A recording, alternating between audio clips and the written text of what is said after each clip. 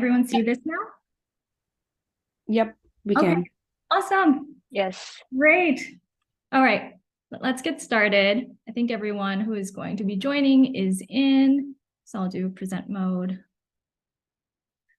Cool. So let's jump right in. So hi, everyone. I am Sally, and I'm really, really excited to share with you my experience. And here is an agenda for today. So we have a lot to cover, and I'll start with an intro. I'm really curious for each and every one of you where you are in your sabbatical journey. So if you want to write in the chat, one, for if you're considering a sabbatical but not yet in it, versus two, if you're already started or about to go on a sabbatical, I would love to hear where you are.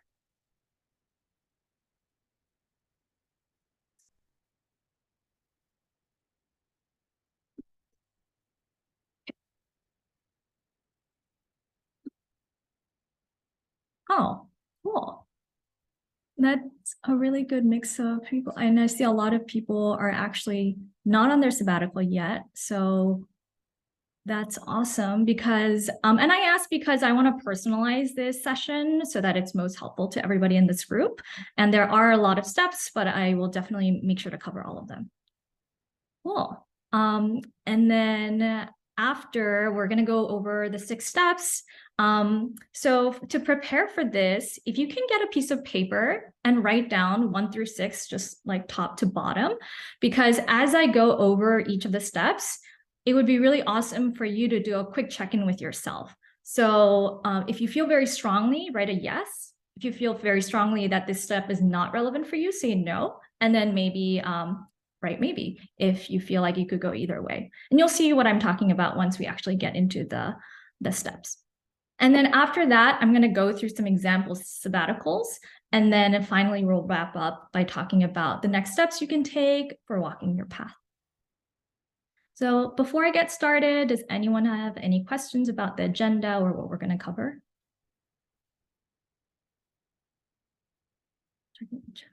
All right, sounds good. So again, for everyone who just joined, I'm Sally, and what I really love to do is to think about really big problems, and that is what I do in my day job, and I spend a lot of time creating structures within really complex, open-ended problems. I love to research, talk to a lot of people about the topic at hand, and then really create like a way to talk about these complex issues. And then secondly, I have been on 3 sabbaticals, and I am a strong believer in taking this time off to kind of have a blank canvas for your life and be very intentional about what you want going forward. And it's been very, very transformative for me. And so I feel very passionate about sharing that with all of you as well. And then lastly, this is something that I wish I had 8 years ago when I took my first sabbatical and went through all of the doubts and fears alone. And I wish this was available. And so I wanted to make it available for all of you who are considering it as well. And I hope that it can be very helpful for designing a great sabbatical for you. So I want to talk a little bit about why I took a sabbatical and why many people I talk to seem to take a sabbatical. You may resonate with one or more of these words, probably many of these words, if you're here sitting here today. For me, a lot of it was around this openness and exploration, freedom, rest, growth. I wanted to be inspired by something other than what I was doing day to day in my job. And I also wanted some adventure and gain a little bit of perspective, kind of take myself out from the bubble that I had been in my desk, in my city, and in the industry that I was in, and really explore the fullness of my personality and my interests. And for so many of us sitting here today, there is probably a desire deep inside of you to seek some of that out, right? You know that there is something more out there for you, and you're this multidimensional person that wants more than what you're doing day to day, week to week. So that's probably why you're here. And I'm here to say that I felt that too. And it is incredible. And it is absolutely possible for you to have all of this on the screen, all of these words and feelings. At the same time, I want to talk about some of the really hard things that I went through in each of my sabbaticals and how common it is actually when I talk to a lot of people who had been on that journey as well. A lot of fear about money, fear of change, doubt, and maybe there's momentum keeping it static in your life. Maybe you've been in your job a couple years and it's just the way that things have been and you're not sure. Also, it's not like you had good examples of what to do or had seen great success stories. So there's a lot of uncertainty. Maybe you're stuck about logistics on how to actually do it. And then there can be worry about how others will perceive this sabbatical and then also the career gap when you go back and interview. So I wanted to give a moment to these fears. They are very real. And for me, they almost stopped me from taking a sabbatical. And so I really, really hope to share my story so that maybe you can feel like this is normal and okay to feel and still, go ahead despite the fears. And they say that's what courage is really having the fear, but also having the strength to go forward. So I will share a little bit more about the specific sabbaticals I've been on and that I wanted to share. I have really been there and done it, and I had to learn through trial and error, and I hope that you don't have to and that you can learn from my mistakes. So the first one that I took, this left one, these are all like very realistic images of what I went through and how I felt. I was in an understimulating job and I just wanted something more, something a little more intellectually stimulating, a little bit more challenging. And so I left that industry and took a part-time job in a new industry in tech. That said, because I didn't really know what I was doing and I didn't really know the direction, I was in that part-time job for 9 months. And during those 9 months, I was extremely stressed because, at the time I had this image of myself as a really responsible person. I'm not going to just waste time or waste money. And I felt like I needed a full-time offer in my hands. And I thought, until I have that, I cannot take a break. Like I don't deserve to take a break. That would be irresponsible. So that is what I did, but it took 9 months. And once I got my offer in hand, I finally stepped back and realized what I needed was adventure. I was seeking something more exciting, something out there, right? Something creative as well. And so I went backpacking in Central America, and it was an amazing time. Even though it was only 2 weeks, it really fulfilled this desire in my heart to explore and meet new people and see new things. And it really, really energized me for the job that I had signed on for. And not to mention the job itself was this dream job that I didn't even know was possible. And I don't think I could have found it had I not taken this time to really, really understand the new industry and what they're looking for and what I'm looking for. And ended up being an amazing team with really, really intellectually curious people. And the company was also very employee focused, and I had an amazing time there. So for me, the sabbatical was really, really worth the time. The second one was when I outgrew the role and really saw limited career growth, and I wasn't really sure where I could go within that company. And this time, having learned from the first one, I was like, I'm going to go right into travel. I'm not going to waste any time trying to take part-time jobs. So I did that. I went all over the Pacific Northwest in my car, and then I went to South America and went to 6 different countries and backpacked for another 3 months. So 4 months of just travel, and I got it all out of my system. I was like, I think I'm good on adventuring and traveling. And it was also very, very much like filling my cup because I felt so depleted from my job. At the same time, when I came back home, I realized that it's actually more than just adventure that I wanted this time. I really wanted to find a more personally meaningful mission. And so I talked to a lot of people across the industry and really thought about intentionally, where do I want to spend the next few years? Where am I, best aligned with my strengths and weaknesses to make an impact?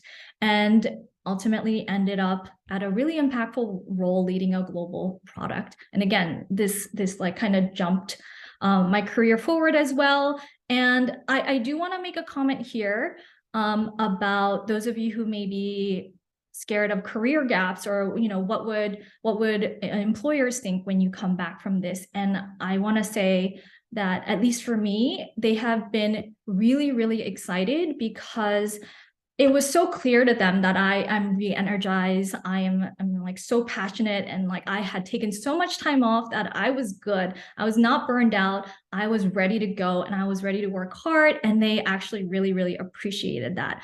And also they thought it was very interesting, some of the stories I had. So if you have any fears around that, maybe put yourself in an employer's shoes, because it's really hard to fake it, and fake energy is what I mean, when you're really burned out from your role and just trying to get out of a bad situation. Like people can often tell that you're coming from that sort of a place, instead of a place of power and groundedness and knowing what you want.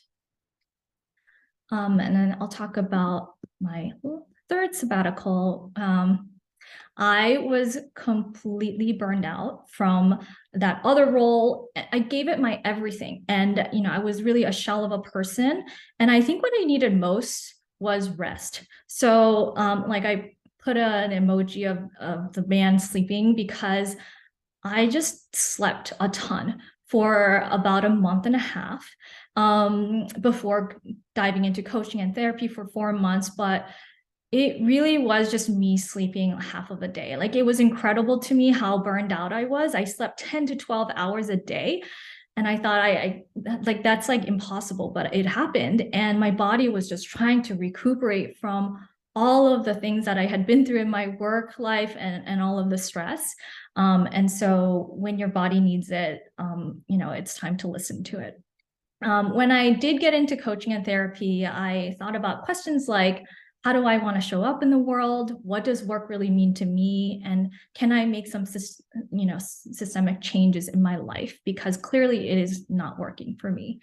And ultimately, I realized that I wanted to explore a bit more creative and autonomous work. And it's been very, very, life-changing. I mean, that's the only word I can think of. Is I go about my day differently. I approach the world differently, and how I carry myself, and the kind of things I want to explore. And so it's been probably the best sabbatical, that third one. And so, as you heard the story of my 3 sabbaticals, there are definitely some ups and downs, and it got better and better because I learned lessons. But definitely there are times when I felt like, am I going backwards? Like, I don't even know which way is forward. And so it really felt like this not really. And I'm hoping that if I share some of this with you, you can take a much more greener arrow path. And there will be ups and downs for sure, but it hopefully won't be as knotted as it had to be for me, just completely tackling it trial by error. So I'll pause for a minute, because I am going to now go into the 6 steps. And so if you joined late, what I asked is that you get a piece of paper and write down 1 through 6. And as I go through each of the steps, kind of tune in with yourself and see, does this resonate with me? If yes, you want to put down a yes next to that number, maybe not, maybe it's a maybe. So I would love for you to check in as we go along. Cool.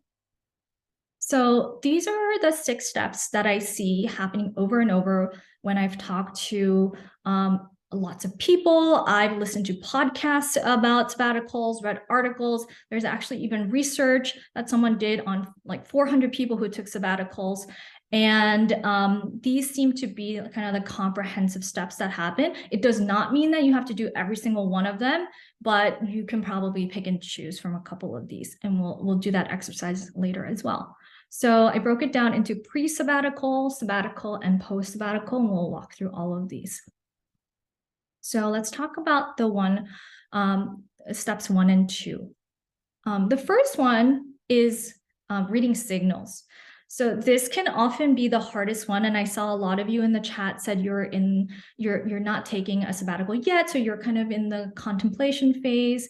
A lot of people go through denial, feeling like it's all good. I'm fine. This is normal. This is totally normal. Like the level of burnout and tiredness I feel.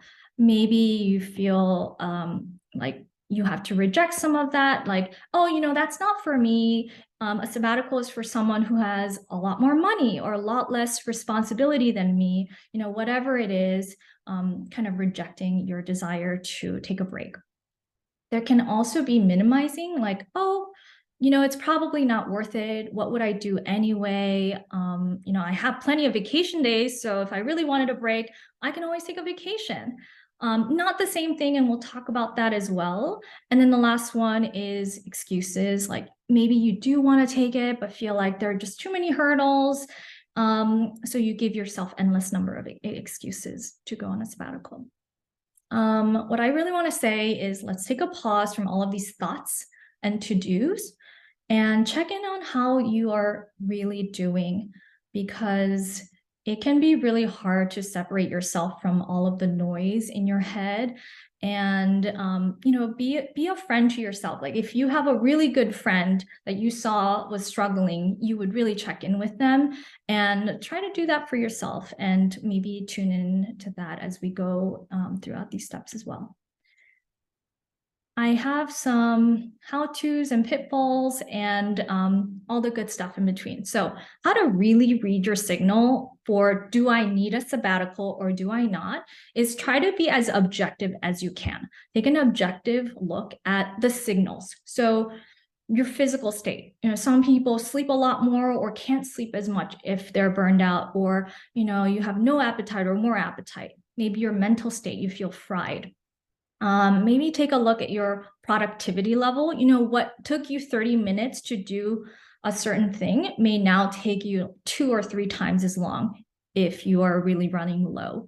Or maybe you think about your output and oh, this is really not my best work. It's just I'm doing the best that I can, but I also know that this is, not my 100%. So that is one way to do it. I know that a common worry still is, I just don't know if it's possible for someone like me. I just don't know. And so I won't even look at the signals. But that's related to the pitfall about jumping to conclusions on why you can't do it or being in denial. And the last one also is not considering the opportunity cost of remaining in place. So maybe you've been in a job for a couple years and have been dragging your feet for the last whatever months or whatever years, and think about how that time could have been used, because time is really your most valuable asset, and you have so many things to offer and so many so many talents that the things that you could have done in that time could be really amazing. Again, to really wrap it up, the antidote to all of this is being a really good detective.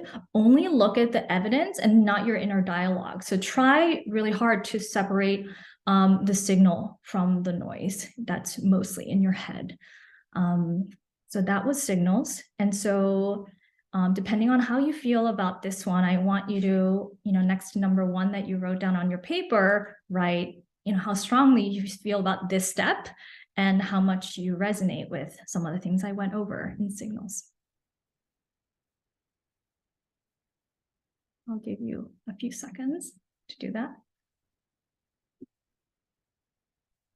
All right, I'm going to move on to the second one, which is around logistics. So there are very important logistics to taking a sabbatical. Some of the most common ones, definitely about money. So you want to have some savings or some source of income that makes you feel safe. And there's no number, there's no like mathematical equation for that, but it is whatever makes you feel safe enough to take this step. I will also say a rough timeline is very, very helpful. Whether it's going to be a few weeks or a few months, it can definitely be flexible, but having some idea can be very calming during this time. And also, if you have any pressing questions about a sabbatical, it is good to address them instead of just, pushing them away or being afraid to ask those hard questions. There are things also like delegating tasks if you have any responsibilities around pets, home, caretaking, etc. And then also really making sure to communicate your plans with your close circle so that they can support you if you need to lean on them during your sabbatical. Specifics around logistics. So how to do this step really well is first, based on your goals for the sabbatical, have a really realistic timeline and budget, as well as some people to lean on.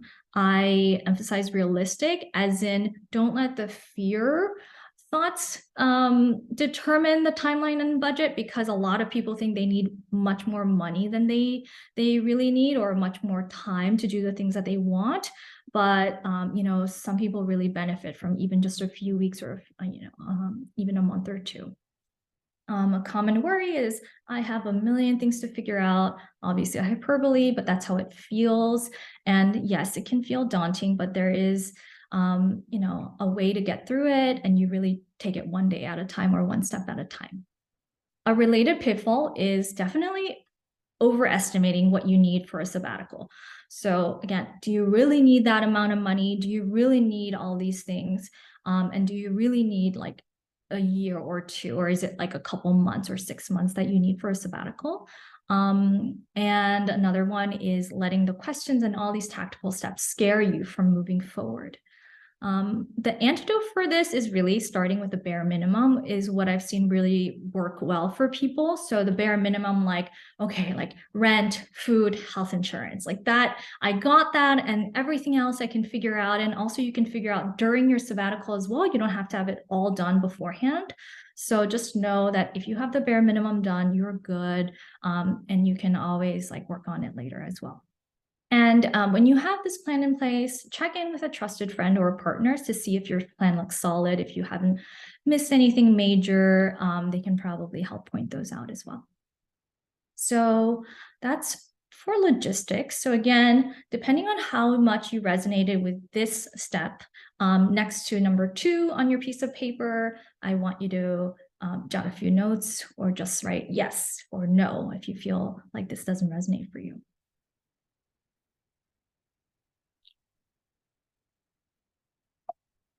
All right, I'm gonna move on to now the fun stuff, which is the actual sabbatical itself. So we're gonna talk about rest, exploration, and introspection. So when it comes to rest, let's think about, oh, quick question. Zola, do you have a question? Yes, there was a question just about from Victoria at the above. I didn't know. Sorry, could you raise your volume if you can? Oh, I can. And so there was just some questions in the chat about justifying timeline and taking any existing on. Yeah, that stuff. Okay, yeah, let's go back. Let's go back. Let me. So I'll just stay on the timeline. Victoria said, how do you define justify a certain timeline if you're in an existing job? This is primarily for taking time off from an existing job or between jobs. Actually, really good question, Victoria. I think that you'll get some examples once we actually go into the sabbatical portion. So I definitely won't forget. I will address that. And I also have examples of people who have taken time off during a job as well. So, and if I still haven't answered your question, feel free to let me know at the end. But we'll just jump right into the sabbatical portion. Okay, so the rest, do you need rest? Like, is this a step that is important for your sabbatical? Some questions that might resonate for you is maybe you feel a lack of motivation. You're doing the bare minimum to get through each day and each week at your job. You feel stuck in a rut and see no way out, or maybe your performance or relationships are suffering. I have definitely felt some of this. I've talked to people who felt a lot of this. So maybe you feel this and you really need rest. And I hear you, I see you. We'll talk more about rest in the next slide. How to rest, how to rest. You wanna, if you actually have time to rest during the sabbatical. You want to allow yourself to gravitate to whatever feels natural, like anything that calls to you, like indulge in whatever cravings you have for your mind, body, and soul. As I mentioned, I slept 12 hours a day for a month. That was definitely a craving for my body. I also craved some good books and podcasts. So that was good for my soul and, seeing friends that really energized me. So those are some things that you might do.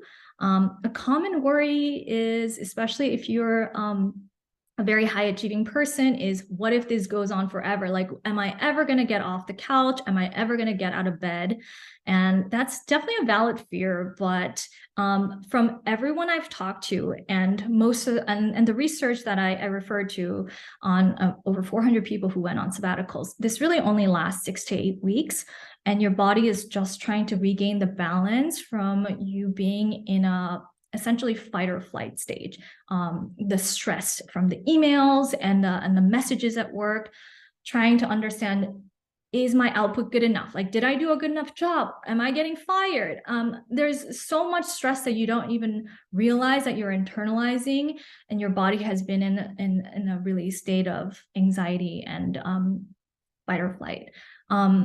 A pitfall that I've definitely done and seen a lot is trying to rest halfway by being productive, whether it's like, oh, I'm just gonna do some informational chats, or maybe I'll take a few interviews for like a job hunt. And that really does nothing, because you don't want to go halfway and like you don't get your full rest. You have to do it again anyway. Like this woman told me she tried a job hunt for 3 months, did it poorly, and was so burned out. The 4th month, she's like, you know what, I'm just going to rest, and then started her rest. So kind of restarted her process. So I hope that you can, really save time by letting yourself rest, because you need this if you really feel burned out. And try to watch out for any negative self-talk about why you can't rest. Maybe some of us, like I have that sometimes, like, oh, I can't be lazy. Like I have to be doing things. I can't just lie around. But I want to give you permission to rest. And yeah, it's okay to lie. And in fact, it's time efficient, if you want to put it that way, to just fully rest. So the antidote to rest, or all of the fears around resting, is really self-compassion for the version of you that has been in this this stressful state, and also knowing that proven to be only a month or 2, so maybe it feels long, maybe it feels short, but ultimately it will go away. And of course, it depends on your level of burnout as well. I have a comment. Elise said, I love that point. If you're going to be off, and really prioritize rest. Yes, absolutely. Like, try to do this 100% if you can. Actually, before I move on, wanted to remind everyone, if you have your piece of paper and have number 3 written down, write down how much you resonate with this step and how much you need rest in your sabbatical journey. Maybe you don't, maybe you do. Depends. Okay. And then I'll move on to explore. So this is the 4th one, and I want to talk about whether or not you might need exploration in your journey. So maybe you feel some of this, like you feel antsy or restless because you want to do something new, like interesting, fun, creative, or even challenging in a different way than you've been using your brain at your job. Maybe there's something specific you've always wanted to do, or totally okay if there isn't something specific, but you have this itch that you want to scratch, and you just know there's something more out there. Like just the job itself cannot be all of your calling, or all of the parts of you that desire to be seen, right? So if you have any of that feeling, maybe you need to consider adding exploration to your sabbatical journey. So a little bit more about this one. So how to actually explore: make sure to prioritize aspects of yourself that were put away due to work. And I want to emphasize, this is prioritizing other aspects and not just I think I want to address a common misconception that a sabbatical is an extended vacation.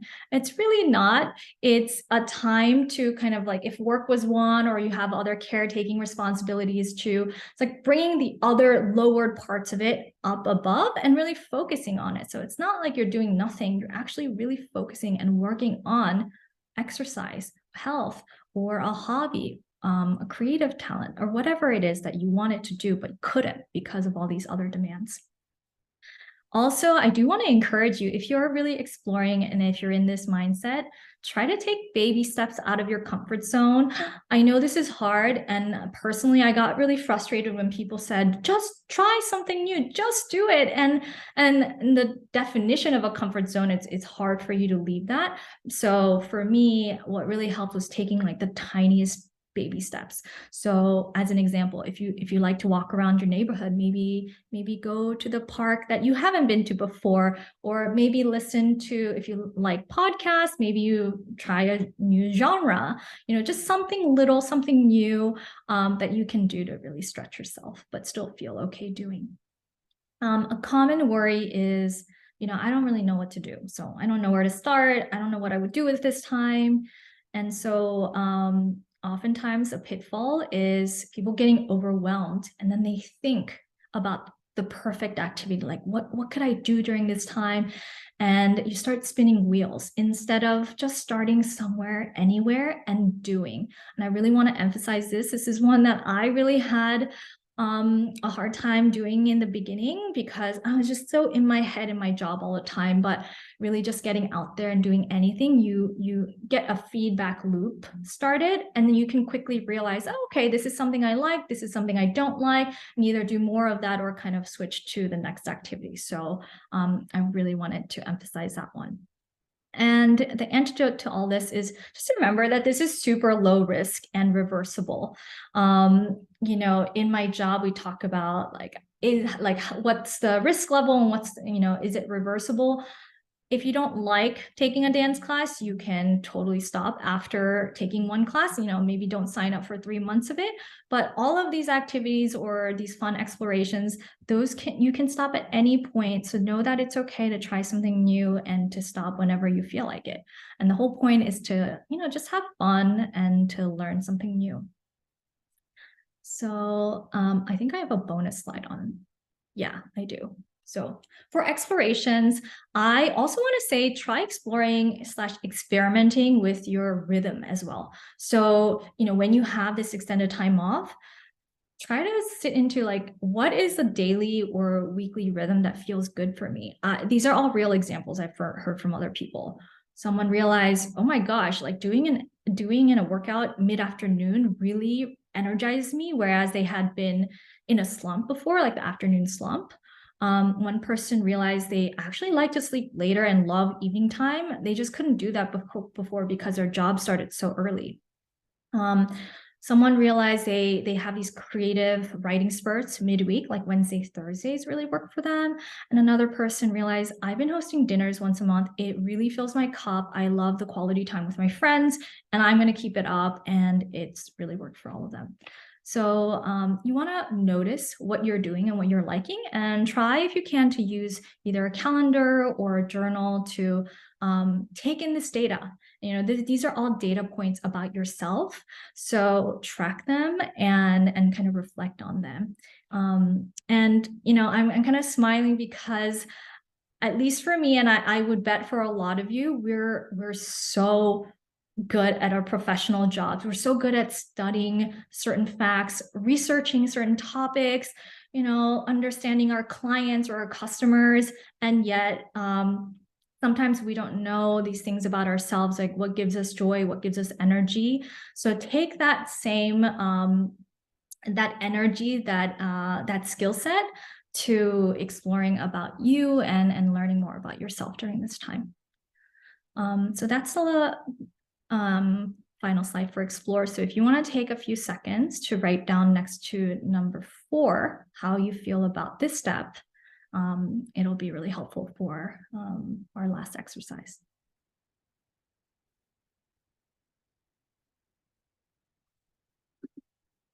Okay, so introspect is the final part of the sabbatical journey before the post-sabbatical part.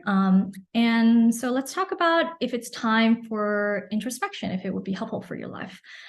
Maybe you notice certain patterns in your life. You're like, okay, I'm seeing patterns here. Maybe things feel more difficult for you than for other people. And I don't mean to say that you should be comparing yourself, but there are some things you feel like, this is coming very, very difficult for me. And I just know that I'm struggling. There's something holding me back, right? So if you have that feeling, maybe this is for you as well. Sometimes there's a discrepancy between what you say you want to do and what you actually do in your behaviors. So if you've noticed that, this could also be a good step. And just in general, knowing that you have a lot of unrealized potential, like, there is more to you, you could be doing more and doing more in like an energized way, not because you have to, but you want to show up in the world as like a more full version of you, and something is holding you back. It could be external factors, but a lot of times it really is us and our beliefs, our systems, our thoughts. So this step could be really good if you resonate with any of these. A little more on introspection. So how to do this step is first, maybe start by reflecting on the most eventful experiences and learnings you've had in the past. You can go back as long as you want into school, college, previous jobs, and try to pay attention to what you're uniquely good at, what you really enjoy, and what others notice in you. Maybe you're familiar with Strengths Finders, but the whole premise of that is, don't worry about the things that you're maybe less good at or your weaknesses. What are you really good at? Because the world definitely needs you to show up in that specific thing. And only you are good at those 2 or 3 things that, you shine in. And I hope that you can really show up in the world in those aspects. A common worry is that, it can definitely feel scary to ask these questions, but it is so worth it to have clarity on what you're seeking and what you want to pursue from this time off, after this time off. Some common pitfalls, definitely thinking that it'll be different if you change external factors. I've talked to a lot of people who thought, if I climb to a more senior level, these won't be problems. If I go to a different company, if I change cities, these will be different. And sometimes for sure, that is an aspect and that can happen, but a lot of times it is internal. So, and also that's the only part that we can really control and have power over. So introspecting can be really good. And another pitfall is not leaning on other people enough to help see your blind spots. So this image, this man is looking in the mirror, but also, you can only see as much as you can see, and other people see different aspects of you that you don't see. So definitely lean on that support network. An antidote here is relatedly ask for feedback, ask for help. And if that feels uncomfortable, there are a lot of tools like guided journals that can ask you certain questions. There's also guided meditations that have been really helpful for me personally. Of course, podcasts, books, there's tons of books out there. And then if you can afford to invest in therapists and coaches, I have found them to be very, very helpful in keeping me accountable for my goals and also helping me overcome some of the fears that I have. So for introspect, so that was 5. If you want to write down how you felt about this step and how much you might want to include this one in your sabbatical, write that down on your piece of paper, and then we'll move on to the last one. Okay, so I know we're 15 minutes out, so I'll try to be quick because I do also have some examples. So the post-sabbatical stage is the integration. Let's talk about why you might need to integrate. Maybe you want to make a systemic change. Maybe you want to maintain momentum on the new hobbies or the new lifestyle that you created for yourself during your sabbatical. You might see a pattern of weak boundaries in previous times. Maybe you feel super resentful of going back to work. Like, I don't want to give up all the good things I got during the sabbatical. It's really working out for me. Or maybe you've even taken a sabbatical before or switched jobs and realized, oh goodness, it's the same results. And I say this because I have felt that before.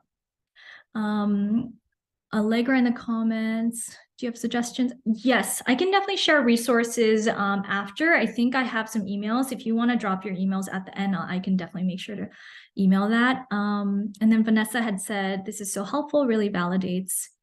Oh, right. I've been feeling like I need to get over it. Okay, awesome. So let's keep moving on. How to really do this step well. So you want to maintain aspects of your life that bring a lot of health, joy, energy, and connection to other people. These are just fundamental things that we all need as human beings. And oftentimes we brush them under the rug because we're trying to accomplish and be productive in our job. And it often gets deprioritized. But it's so important to protect these boundaries and also know your limits so that when you're in a job and they push you beyond the limits that you're willing to go, there may come a time where you may have to even walk away. Your body and your health and your mind is like the most important thing. And I hope that you can, protect yourself, because these companies, as we've seen, don't care that much about us at the end of the day. We're just employees and you're your best advocate. So keep that in mind. Common worry is, my job won't let me do XYZ. They'll never let me do this. Again, a big part of my journey is understanding, it's not about what a job wants and how I fit into it. It's more what do I want in my life and what is healthy for me and how is a job going to fit into that piece.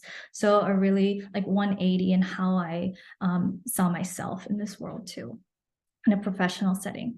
Some pitfalls, definitely just throwing yourself wholeheartedly back into work and getting into the same cycle. It happens a lot. I've seen this, unfortunately. And then, waiting until the next sabbatical to figure out a better work-life balance. There is no better time than now to make the changes that you really want to see. An antidote is see if you can get people on board with your boundaries. I have seen this work really well for those who are good at integrating. Explain to them why it benefits them as well, because it really is a win-win. Like, for example, if you have a boundary around a workout class that you want to take in the morning or during the day, make it clear. This really gives me the energy to do my job better and to show up better. And it really is a win-win, so try to explain what it does for the other party as well. And oftentimes you'll be surprised by how much they really, agree with you on that. So that was integrate. If you want to put next to number 6, how much you resonated with this step and how much you think you want to have this step in your sabbatical journey, or write a few words or how you feel about them. Marlena says, love the point that a sabbatical can actually help you identify and establish more effective boundaries. Yes, I did not know this until my 3rd sabbatical. So again, I'm sharing this with you so you can figure it out, hopefully on your first one, your very next one. Cool. So yeah, which step excited you the most? Like, you have 1 through 6 down, and I don't know if anyone wants to speak up, but I would love for you to put in the chat, like the steps, either one of them or a couple of them that you're really excited about that you definitely want to include in your sabbatical journey. Yeah, I think you can definitely do all of them or a few of them, and I'll show you a few examples as we go forward. But yeah, feel free to drop in the chat if you feel comfortable. I do want to highlight again that this is just a template and you get to personalize your journey however you want. And we'll dig into more about how some people have personalized them. So let's go into examples. Vanessa says, has anyone tried taking time off 1 to 2 weeks before committing to a sabbatical? It's a good question. Let me think about it. I think 1 to 2 weeks is very, very short and it's almost like a vacation. So maybe you can consider taking 2 weeks off from work as time off and see what that does for you in your sabbatical. And that could be a good way. I'll talk about some examples and then we can also jump into more questions. So this is Neha. This is not a real person, but very, very reflective. It's an archetype of a person. And she took a month and a half off. And as you can see, I blanked out everything that she didn't do and just colored in the ones she did. She focused on exploring and integrating. So what she did is she had a very specific goal in mind. She wanted to pursue this art program for 6 weeks. She actually got approval from her employer to take that 6 weeks off and then return to her job afterwards. When she got back, she continued to paint on the weekends, even when she was working, and also maintained a connection with her art program cohort. And for her, this really worked. She feels accomplished about taking the program and feels really energized. This is especially good for someone, again, who has a specific goal in mind. And it's usually tied to like a program, because then there's structure and accountability and you're getting something out of it at the very end. And also, if you're looking for a hobby, I think this is a good way. Oftentimes, this is really hard to do during a job because, as you all probably know, after work hours or on the weekends is really not the time to start something new. And so like the momentum to like initiation activity is very, very high. So a good thing to do is maybe take time off, get that activity or hobby started. And then once you're kind of like coasting and like in maintenance mode, then you can come back to your job, and it's really, really easy to just do that on Saturdays or after work. But that's really not possible during while you're working. So maybe you resonate with Neha's journey. Maybe you have something specific in mind. We'll go see 2 more examples. This one is Dan. He took 4 months off. He focused on rest, explore, and introspect because he was feeling burned out from his job. And so kind of similar to what I was saying about my journeys, he took a 1 month to rest. You know, this is like being a couch potato for a month. And then he traveled for another few months to see his friend in Spain, take that road trip that he'd always wanted to take, and then also volunteered at a local school. And doing all this made him realize he wanted to make a bigger dent in early education. And so he joined a new industry and kind of pivoted to work in that field. And for him, that was exactly the change he wanted and the motivation and the inspiration for a new work life. So that was Dan's journey. Maybe you resonate with this one if you're looking for a slightly different career or looking to make impact in different ways. And then lastly, I'll show you what it looks like to take the full journey. So Yi took 9 months off. She really didn't know how burned out she was. She was, in that denial state until she read an article about burnout and then really took stock of her life and took a hard look at some of the facts. She's a parent, so there are more logistics involved, but she was able to get a nanny for her toddlers 2 days a week so she could rest, read, work out, see friends, and then invest in coaching.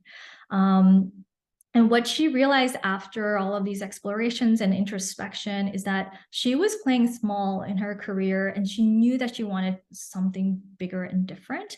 So she took a role at a startup with more risk, but also much more growth and something that was in line with her passion and her strengths much more. And coming back to her professional life, she continued to integrate her morning workouts, which she noticed really, really works for her, as well as midday walks, which were really good for her mental health, and then continue to hire a nanny twice a week to get some of that space. I see some comments about awesome, introspecting. They all spoke to you. Yeah, so maybe these are all different versions. And again, it really depends on your scenario for what you want in this next time. And it's just all food for thought and hopefully good examples that you can see and know that other people have done this and they've done it well and it's really worked out for them. So with that, I wanna really drop into what you think your journey will look like. Obviously, we're not going to finalize your journey here, but maybe you're starting to have more of an inkling, and maybe some of these stories really inspire you and get that flame going, and that bit of desire in your heart for taking the sabbatical that will really, really energize you. So what would it look like to take one step forward, just a tiny step? So you've already done the first part, which is, write down the steps that you're most excited about. And, think about how you might make that step that you're so excited about a reality in your sabbatical. How can you include that in your journey? How can you prioritize that? And then also based on everything that you learned today, what's one small thing that you can do to take action? Maybe there's just one tiny thing, and no matter how small, I applaud you for taking that next step, because again, I know how big that fear and doubt can be. So whatever you do is really great. And also, you all showed up today for this hour. So if anything, that in itself is a really big step. There's a ton. I try to give all of my knowledge in a really condensed way. If you want to talk about more specifics that are tailored to you, let's chat, reach out. I will drop a Calendly link. In March, I am also offering free chats for 45 minutes if you want to strategize your sabbatical. So let me know. Take advantage of that time. And then, so let's wrap it up with some takeaways. So taking a sabbatical is, clearly, I believe, one of the best ways to reset and to set new intentions in your life. It's such a unique opportunity to give yourself this sort of blank canvas. When you're in a job, it's more about taking things out that you don't want, but in a sabbatical, you're almost like a new white canvas, and you get to include things that you love and you think are really great for you in a much more intentional way. So that's really the beauty of a sabbatical. It also, allows you to step away from work demands and any other life responsibilities, and focus on you, really making you the #1 priority. And again, all of these guidelines are just guidelines and they're templates. I want to emphasize that the path is very unique to you, so you can think about what you want out of the sabbatical that you're taking. And know that many others have felt the same worries that you have and the excitement that you feel, and they have all found a sabbatical to be really worthwhile. It really jumpstarts your growth, your personal growth and your professional growth. And obviously I'm speaking from personal experience too. So I'm really excited for all of you to go seek that out for yourself as well. And if all of these people can do it, you can do it too. I wish you the best of luck. I hope that this was really helpful. And I'm just so excited because I know what it's like to be in your shoes, to feel like, there's something I want to seek. There's something else out there. And I want that, but I also don't know how to go about it. And it feels very vague. So hopefully these steps can give you some like guardrails to do that. Yeah, so keep in touch. This is an email I have that you can reach out to. And then actually, I will look at some of these questions in the chat now. We have 3 minutes, but I'm also happy to stay a little bit extra. I'm going to stop sharing so I can see everybody. Okay.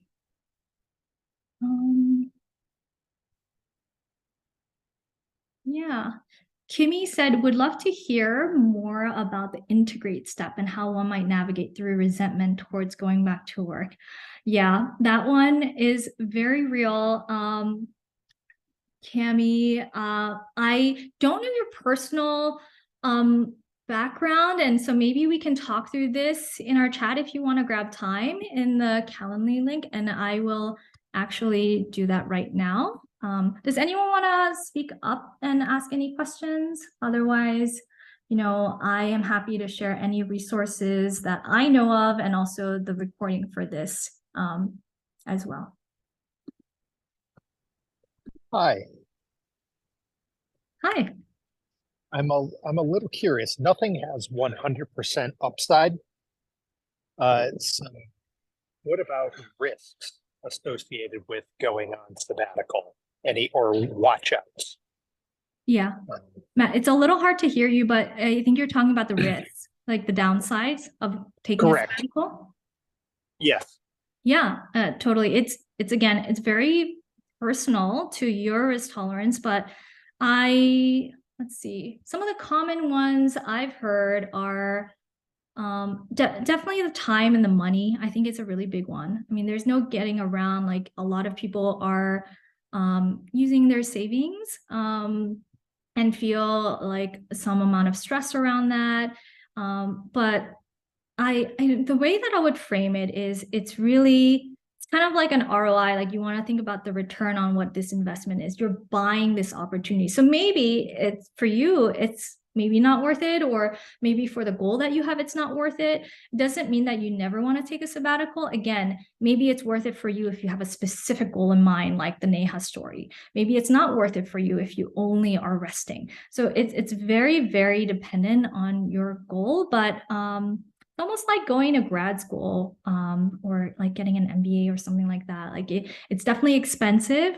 It's time consuming. There's opportunity costs involved, but you're clearly taking that action because you believe that what you're getting out of it is greater than what you're putting in.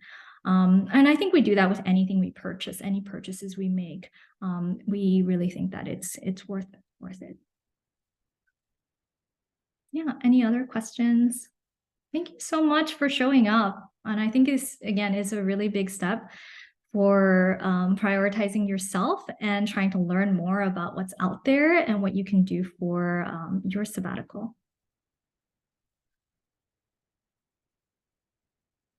So, well, again, thank you everyone for showing up.